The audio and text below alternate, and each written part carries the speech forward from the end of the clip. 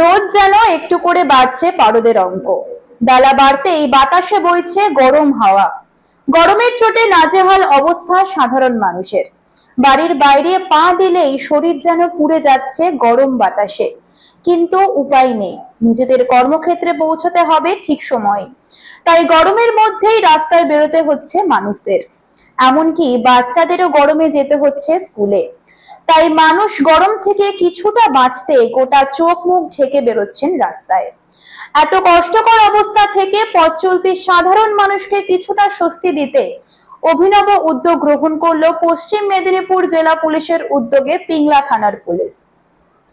তীব্র তাপপ্রবাহে স্বস্তি দিতে এবার পথ চলতি সাধারণ মানুষজন, গাড়ির চালক থেকে শুরু করে স্কুল কলেজ পড়ুয়াদের পাশে দাঁড়ালো পিংলা থানার পুলিশ। পিংলার জনসমাগমপূর্ণ জলচক বাজারের জলছত্র শিবিরের মাধ্যমে পথ চলতি মানুষজন, গাড়ির চালক, স্কুল কলেজ পড়ুয়াদের ওআরএস ও গ্লুকন্ডি মেশানো জল দান করলেন পিংলা থানার পুলিশ। সেই সাথে বাচ্চাদের হাতে তুলে দিচ্ছেন চকলেট। তীব্র গরমে জলছত্র থেকে জল খেয়ে পুলিশের এহেন অভিনব উদ্যোগে খুশি পথ চলতি মানুষ।